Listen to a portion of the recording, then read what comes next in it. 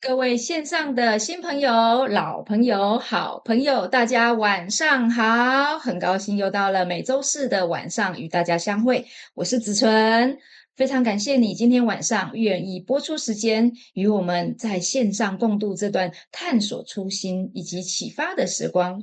今天我们将透过一段深度的访谈影片，带大家进入 LifeWave 创办人 David Schmid 的故事。也许你对莱威已经不陌生了，但今晚这不是一场单纯的公司介绍，而是一段从内心出发的旅程。我们要用一段影片、一段简报的方式，带大家去看到他是如何从一个发明家、科学家走向创业者的一个品牌领袖。更重要的是，他那份不变的信念是如何一步一步的塑造出今天稳健前行的 LifeWave。同时，我也邀请大家在观看的过程当中，随时都在聊天室留言互动，分享你的感受以及启发。那么，今天我们就从这一页简报开始吧。在今天分享之前，先带大家快速的感受一下我们这几年在国际市场上面的荣耀时刻。首先是在2024年以及2023年，应该这2年呢，我们都是在全球100大的直销企业排行当中的非常漂亮的这一个名次。不仅是在这里，在全世界的直销界当中的威望也节节的上升，代表我们已经呢站上了国际一线的舞台。尤其是连续2年的 Power 奖，也就是 DHN 颁发给我们的这个杰出成长奖，这代表的呢是对于我们持续高速成长的一个肯定。那尤其呢，我们又夺下了这个创新奖，颁给了呢在200到400之间这么多间的公司当中展现出突破性的思维以及科技应用的企业。你要知道，得到这样子的奖项是非常非常非常的难得以及不简单。这些荣耀呢，不只是公司得奖而已，它背后也代表着我们每一位经营者、伙伴，以及从分享健康、传递科技到服务每一位用心、用坚持，而因为大家的努力，我们才有办法有信心的迈向更高、更远的一个里程碑。所以在今晚的这一个主题之前，我想要用这一张荣耀时刻的简报，和大家一起感受一下这一路走来的不凡以及坚持。这张简报不只是数字的堆砌，而是一段勇气、挑战以及转折的凝聚。尤其呢，我们获得了 BFH 的3A Plus 最高的评价，并且在全球的网销公司当中的动能也是在前几名的，尤其在1、2名当中的徘徊。奠定了这样子突破性的基础，也预告着新的一波的成长动能。所以我用这一章来当做简报来开场，并不是为了炫耀，而是想要让大家明白这条路是走得如何的艰辛，当然也非常非常的值得。这一份的荣耀是属于你、我以及 David 以及每位伙伴的默默坚持，以及证明如何是从逆境当中站起来，从市场的挑战当中所淬炼出来的一个信念，也像是这个实际上的这一个成绩，让我们今晚更有底气的去探索当初 David Schmid 如何是从发明家、科学家转变成一个创业家，他所面临的是什么样的挑战？ Hello, everyone, and welcome to another episode of DSM's Direct Approach podcast. I'm your host, Wayne Moorhead, and today's guest is a prolific innovator, inventor, entrepreneur, and owner. He holds over 130 patents, predominantly in the area of regenerative science and technology. He and his company have received numerous awards, and it's also one of the fastest growing companies, both inside and outside of the direct selling channel. And to top it off, they're celebrating their 20th anniversary this year. I'm honored to welcome LifeWave's founder and CEO, David Schmidt. David, thank you so much for being on Direct Approach today. Absolute pleasure. Thanks for having me. And congratulations again on an incredible 20 years. It's truly an inspiring story. And as I mentioned right before we started recording, we've received a lot of interest, a lot of requests for an interview with you to hear more about the incredible things happening here at LifeWave. So we're all very excited to hear directly from you what you've accomplished and what you see coming down the road this next 20-year chapter for LifeWave. Oh, it's been an amazing journey, absolutely amazing. The channel has been just so good for me personally, and of course for LifeWave. And we're really looking forward to blazing some new trails over the next 10 to 20 years. And we certainly have a plan to grow the business. And absolutely, I'm very excited about the direct selling channel. This is where we want to be, and we see a huge future ahead. Absolutely. You've been an incredible champion for the channel, for direct selling, and really continue to add so much energy and excitement for brand partners, for customers, and for all of us here at corporate. So thank you for all you do. Oh, absolutely. Our 20th anniversary event was the best event that we've ever had. And, the fact that we were celebrating 20 years absolutely helped. But I think this is important for the industry in the sense that what we're doing is using innovation in a number of different ways, not just in product development, but how we think about events, how we think about the channel, how are we going to attract new brand partners and customers from outside the channel. And the 20-year anniversary event that we just had in October was an opportunity to test the waters in a few of those areas. And I'm delighted to say that every single one of those things that we tried is paying off. So certainly other companies in our industry can learn from that. Oh, absolutely. The event itself, I was fortunate enough to be there, was really one of the most incredible events in all of direct selling that I've been to. Record attendance, again, pulling in more than any conference I've seen in the last several years, and the inspiration, the excitement that everybody felt coming off that is truly incredible. And I'm glad that you mentioned innovation, because I know that is really kind of at the forefront of how you build and lead and develop products and companies and new technologies. And we're excited to really dig in more and hear about that process from you. Before we go too far into the future, I'd love to take a little bit of a step back and hear the path that led you into direct selling and why you chose this business model to bring your innovative products to market.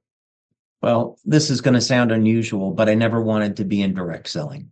It was the furthest, it was the furthest from my mind. And I had been developing technologies for the U.S. Navy.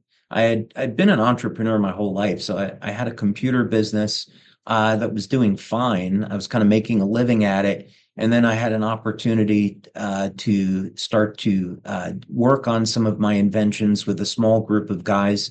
We started a company in Georgia, and because of our contacts, we were able to start pitching a number of very, very big defense contractors like General Dynamics, Raytheon, Newport News, GE, on these new technologies that myself and others at the company were developing. And we got very far along with that. So I had thought I was going to be just an inventor my whole life. 我们都知道 David 是一位品牌的创造者，但他的背景其实也是非常令人敬佩的。他原本是一个美军的技术顾问，专精在再生医学方面。那他的这个专利是不是非常的惊人？他一开始也没打算要进入直销，他只是单纯的想要把它放在一般的销售通路上面甚至是电视购物。他说：“我对直销一无所知。”也是因为没有预期而踏进来，那相信有很多伙伴是不是也是这样？你不一定一刚开始就知道答案，但是呢，要拥有愿意探索的心。那 David 呢，就是那一种先解决问题，再建立商业模式的一个创业家。他不会是因为看准了势头才投入，他是相信这一个技术值得被更多人认识，哪怕这一条路是不熟悉，但是他也愿意踏出这一步。而今天的我们，是否也愿意像他一样，从这一个单纯的相信，然后坚持的信念出发，不设限，没有预期，用行动去证明可能性？你也是不是跟 David 一样呢？欢迎你的留言哦。我们接下来看下一段。And 9/11 really changed all of that because when 9/11 hit, understandably, the government was interested in developing weapons, and I was working on things to save people's lives, emergency systems. So I had spent several years coming up with this concept of the LifeWave patch and decided to set up a company and then take that out to market. And of course, early on in the process, I had to think about doing clinical studies, setting up manufacturing, and then, of course, how are people going to find out about this product and what channel are we going to use to sell it? So initially, I thought about infomercials, going to retail. I had meetings with GNC, and I had met a series of people along the way. And it was a perfect example of the power of direct sales and network marketing. And as we began to do demonstrations of the technology with people, it became very obvious that face-to-face selling was going to be much more powerful than simply having the product sit on a shelf. So the real moment came in the 2004 Olympic trials. I had been working with Coach Richard Quick at Stanford University, and we had his Stanford women's swim team using the patches in Olympic trials. And we made national news. And there were maybe 1,000 people or so that had come forward and said, wow, I'd really like to distribute your product. And it was that time that I decided to go full in on setting up LifeWave as a network marketing company. And I thought, if you could take on networking in a way that maybe was done differently than had it been done before, that it could be really something very special. So that's really what got us started. I just had no idea what I was getting into at that point, but it's been amazing. 真正改变他人生方向的，大家都知道是911的这一场震撼全球的灾难，让 David 开始反思，科技真正的价值不该只是为军事而服务，而是该为人。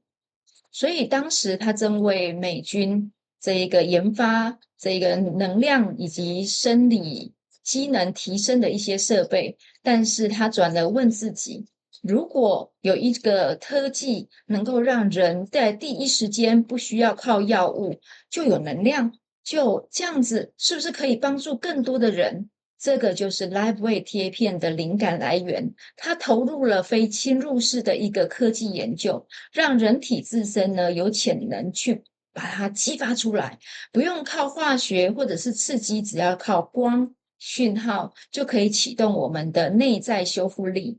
这并不是出自于一个商业考量，而是一种使命的驱使。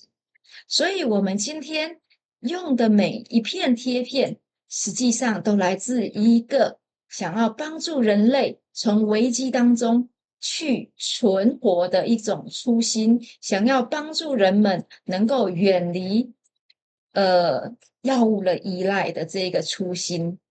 那也希望大家每一个人都能够活得好，活得久，活得更健康的这个初心。那您呢？你是不是也有找到你的初心？欢迎告诉我你的初心是什么，在底下留言。那我们最初呢 ，David 只想要透过 GNC 或者是呢，电视购物把产品呢推向这一个市场。但是很快他就发现呢，在精致的包装也比不上亲身体验的那一份感动以及真实。所以最重要的转捩点是发生在2004年那场奥运的选拔赛。David 跟斯坦福女子大学的这个教练呢，开始测试这样子的能量产品。结果呢，选手呢的爆发力跟耐力都非常的显著的提升，尤其名次更是引起了媒体的高度的专注，全球性的报道，而且在运动圈的热议，一天当中就超过1000人想要加入成为LifeWave的经销商。当下呢 David 就做了一个非常重要的决定，这个产品呢不只是卖一个东西，而是透过人与人的连结，把故事的感受传达出去。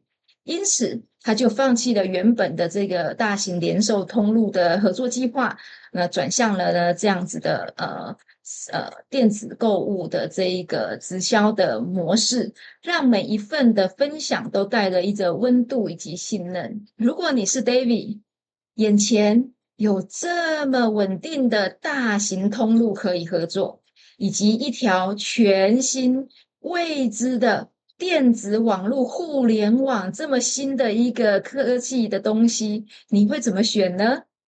你觉得对于一个新科技来说，市场的教育比较重要，还是快速的铺货比较重要？想象一下，当媒体的大量报道你的产品的时候，你第一个会想到的是什么？如果你是 David。 It has been an amazing journey, as we've all watched from the sidelines over the last couple decades. And it is, unprecedented. A lot of the companies that you had worked with prior to coming into direct selling, so impressive, with such an amazing track record of success and innovation. And it is interesting as I talk to other founders and entrepreneurs, especially with products that are so innovative, so differentiated, that have such a strong foundation in the sciences and in technology, that they do see direct selling, that personal kind of one-to-one ability to explain, to demonstrate, to really go deep on the product and its value. How many people see direct selling as the best way to go to market and get that great information out? And so I know all of us are glad that you selected direct selling as the channel for these products. Entrepreneurship is not for the faint of heart. I think anyone that's tried it fully understands that. I'm curious, those early days, what were some of the biggest challenges that you faced to, even keep the company alive and to scale it? And then how did you overcome those to be where you are today? There were huge challenges at multiple stages in the company. And several times, more than once, I nearly went out of business. And in the very early days in getting started, in getting the company set up in 2002, I had a small amount of money, but was way undercapitalized. But I never really thought about that. I just thought about how can I minimize expenses? How can I, each day, I need to be calling people, scheduling meetings, sending emails, working on the problems of getting clinical studies done and setting up manufacturing.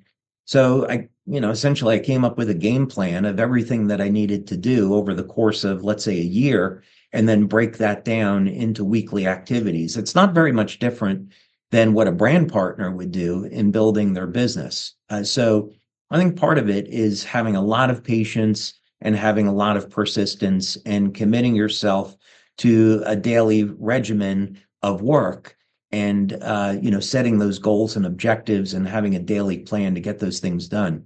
But inevitably you're going to run into challenges along the way, and it's an amazing opportunity, I think, to first deepen your relationship with God, have a life of prayer and seeking guidance, and also really finding out who you are as an individual. Are you really committed to what it is that you're trying to do? And ultimately, if you're not in love with what it is that you're trying to do, you should probably get out and do something else.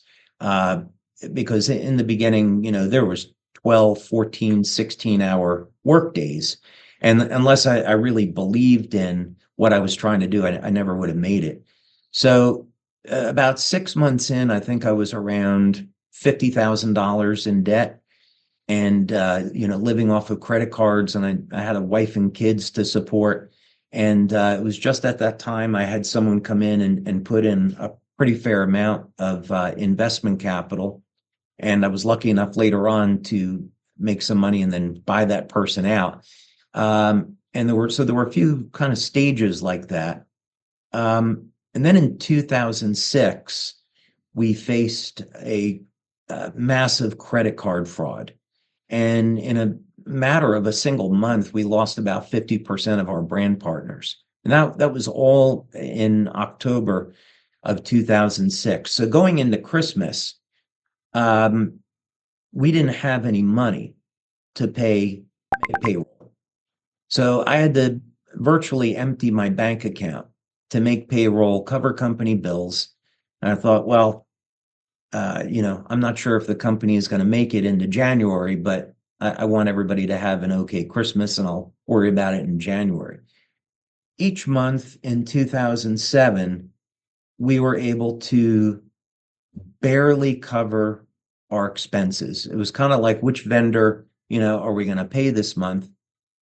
And I was we had our office in La Jolla, California, and every Sunday I would go for a walk on the beach for about 3 or 4 hours, and I would just look for guidance. I would pray, look for guidance. And I remember we got to March, and I was thinking, Lord, I know this is what you want me to do with my life, but I don't know how to make it. Can you please, give me a sign? And it wasn't too much after that, maybe a month or so after that, that I got home on a Friday night, and there was a letter in the mail from the IRS. And I thought, I don't know, I'm barely hanging on. I don't know how much more of this I can take. And we had overpaid on our taxes the year before, and it was a refund check for $163,000. And that money allowed us to make it through the end of the year. And then in 2008, we had a brand partner sign up in Europe who just did an amazing job. So sales in 2008 were double of 2007. 2009 was double of 2008, and 2010 was double of 2009. So we were able to make it through that really difficult time and come back and be stronger than ever. 其实啊，曾经有伙伴问我 ，David 是不是本来就很有钱？大家都有看到啊，创业初期，他几乎呢没有任何资金，只能靠信用卡度日，还要背负5万块美金的债务。每天工作呢14到16个小时，那他当然都是亲自的定这个行动计划，一项一项的去完成，没有假日，没有那种安全感，只有坚持。但是呢，支持他走下去的一个行动力呢，当然就是他每天都祷告，不只是祈求顺利，他是再一次的对自己说，这一个技术一定可以改变世界。他曾经说过，祷告的工作跟工作一样的重要，因为他呢不是为了赚钱而努力，他是为了实现让世界变得更好的这个使命而努力。正因为这样子的一个信念，改变了一个投资人，在他最困难的时候，给他一笔这个创业的资金，让他撑下去。有时候啊，你能够撑下去的不是你拥有多少的资源，而是你相信什么，值得你去坚持，值得你想要再持续的再努力看看。你有没有这种时候？当你有这种时候的时候，你是用什么样的情况去度过了这样子的一个黑暗时期呢？你觉得在没有资源的情况之下，什么是最重要的生存力量？对你来说，你的信念是什么？行动是什么？你最想坚持的是什么？欢迎你跟我一起分享。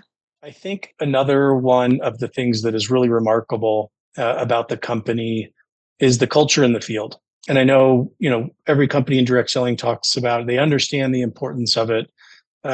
but a lot of times it just kind of happens organically.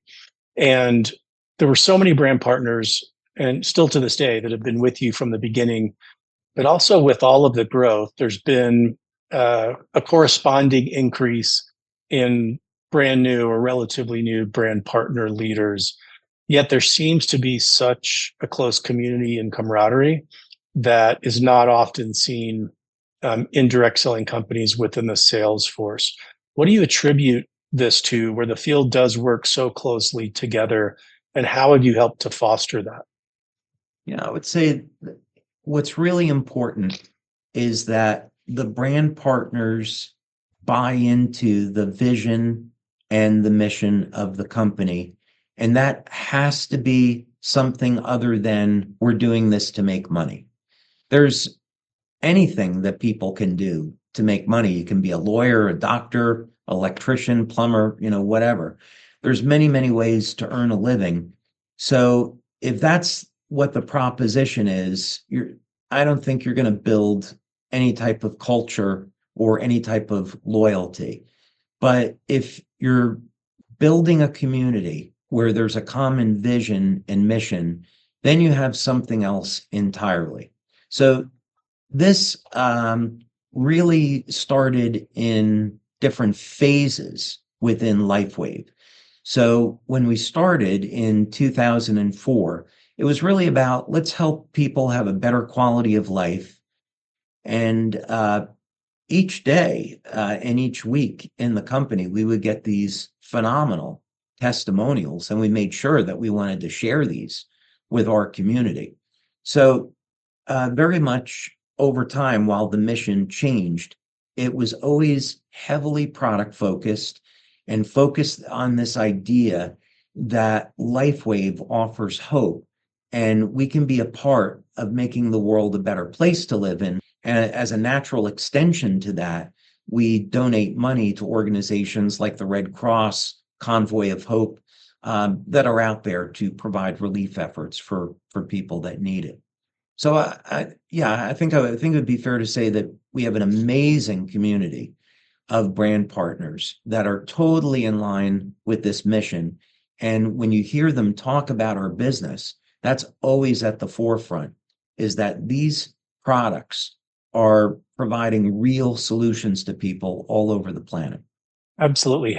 The ability to create that alignment obviously starts with defining what those values are, what the mission, what the purpose is. And I know that's something that you've done and did early on and have really stuck to it, where again, so many times in companies it can happen organically, but you were really clear on that vision from the beginning. And I know all of the field leaders and the brand partners have really been able to just kind of, rally around those ideals. And, it's not just, a product feature or benefit focus, but something, that ladders up as high as hope. I mean, that's beautiful. That's, so high up the benefits ladder that it's something that we all want and need. And then everything else in the organization just kind of ladders up to that and builds and supports that. And I've seen that works really effectively here. In addition, 最后呢，这一个影片也提醒我们，经营LifeWave，David 也跟我们一样，不是一刚开始什么就有，是因为从相信开始坚持，才一步一步的建立属于自己的事业跟价值。你也许也曾经怀疑自己，也曾经面临资源的不足，但 David 的故事告诉我们，不是具备一切才出发，而是因为出发，资源就会在路上出现。所以这不只是创办人的故事，这是一条属于你我都可以复制的勇气之路。你可以从自我怀疑走向行动，你可以从一无所有走向建立自己的影响力。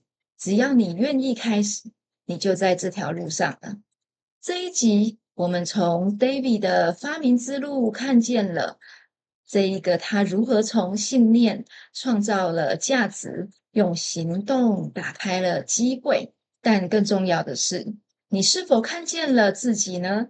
你不需要一开始什么就有，就如同他没有资源，没有人脉，只有一颗想要帮助人、帮助世界的心。当然，你也怀疑自己，可能我只是一个普通人吧，我什么都不会。但是其实我们每一个都是普通人。现在轮到你了，从相信自己开始，从每一次的分享、每一段的行动开始吧。你也可以从这样子一步步的建构出属于自己的生命蓝图。而我们已经有了这样子的一个非常好的系统以及平台。像我自己，我就创立了来纯疗愈光波，因为我深信万事万物皆有缝，唯有光才能照进来，带来无尽的希望、喜悦、财富。下一步不是等待资源来到，而是你决定启动的那一刻。今天这样子的一个课程，你喜欢吗？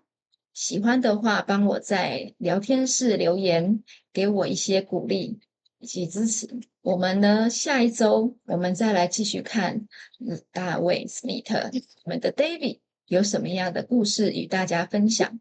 谢谢大家今晚的参与。